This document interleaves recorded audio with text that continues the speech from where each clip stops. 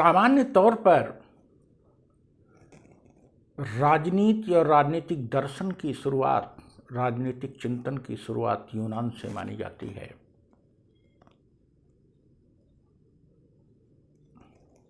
उमर के काल से ही विभिन्न राजनीतिक व्यवस्थाएं वहाँ संचालित हुई और इन राजनीतिक उथल पुथल में राजनीतिक चिंतन और राजनीतिक दर्शन की शुरुआत हुई। यूनान के नगर राज्य, पोलिस और राजनीतिक व्यवस्था पर चिंतन प्लेटो और अरिस्टोटल के कार्य में एक गोल्डन स्वरूप लिया और अरस्तु को राजनीति का पिता माना गया। लेकिन जब हम भारत की तरफ देखते हैं तो ऐसा प्रतीत होता है कि राजनीतिक विचार और राजनीतिक दर्शन भारत में कहीं पुराना है। वैदिक साहित्य में राजनीतिक विचारों की यद्यपि वो धर्म के साथ जोड़कर है, लेकिन राजनीतिक विचारों को आप काफी मात्रा में पाते हैं। खास करके शतपथ ब्राह्मण में राजनीतिक व्यवस्था के बारे में विस्तृत विवेचन है और छांदोग्य उपनिषद में राजधर्म को छात्र धर्म कहा गया है। इनके अतिरिक्त महाकाव्यों में, सूत्रों, स्मृतियों में और पुराणों में राजनीतिक चिंतन की काफी बहुलता है। रामायण में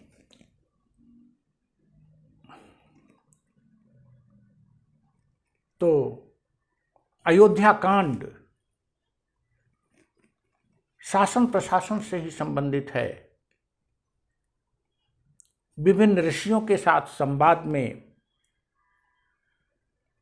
धर्मोचित शासन की बात निकलकर सामने आ रही है। राम का जो विभिन्न ऋषियों के साथ संवाद है, इसके अतिरिक्त राम ने भरत को जब शिक्षा दी है तो उसमें भी राजधर्म से संबंधित तमाम मर्यादाएं भरी हैं और बहुत कुछ गुड गवर्नेंस, सुशासन की बात है। राजा में क्या गुण होने चाहिए, प्रजा के साथ कैसा संबंध होना चाहिए, शासन कैसा होना चाहिए, यह सब कुछ रामायण में है, अयोध्या कांड में। महाभारत में तो शांति पर्व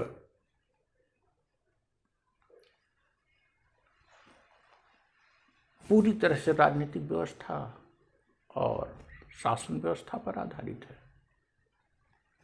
भीष्म द्वारा युधिष्ठिर को शिक्षा देना, विदुर की नीति और लॉर्ड कृष्ण के उपदेश, सभी में राजनीति, शासन, प्रशासन, सुशासन के तत्व हैं। राजा के कर्तव्य हैं।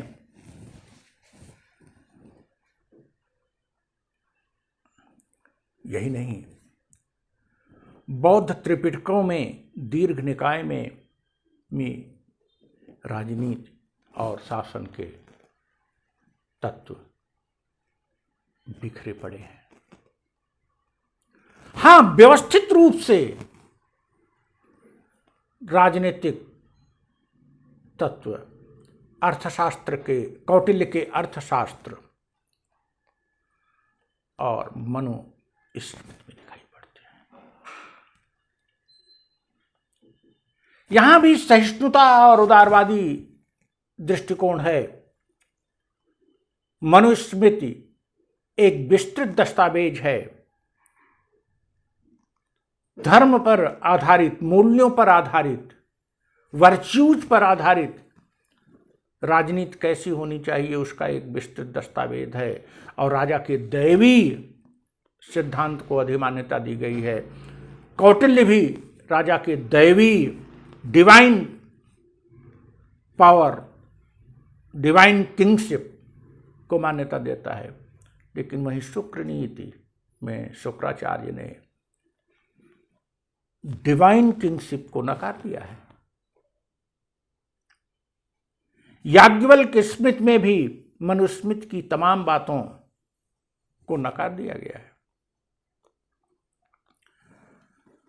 तो या ऐसा नहीं कहा जा सकता कि राजनीतिक चिंतन में उथल पुथल केवल यूनान में था, कि यूनान में ओलिगार्ची,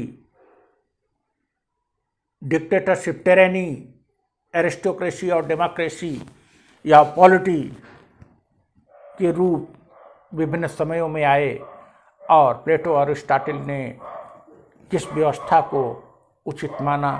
यह उथल पुथल केवल यूनान में नहीं, यहाँ भी है। हमारे यहाँ ऋग्वैदिक काल में गणतंत्री व्यवस्था का प्रभाव ज़्यादा दिखाई पड़ता है, तो आगे चलकर राजतंत्र ज़्यादा परिपक्व दिखाई पड़ रहा है। और राजा के कर्तव्य के रूप में, राजधर्म के रूप में जो विस्तृत विवेचन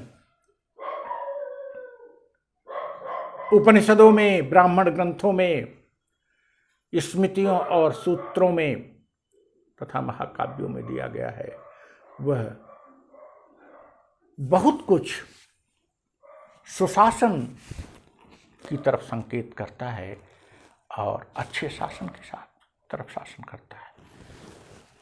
यद्यपि चाणक्य के अर्थशास्त्र और महाभारत के शांति पर्व में कूटनीतिक तत्व भी दिखाई पड़ते हैं। सठे साक्ष्यम समाचरित की बात कही गई है। मीन्स,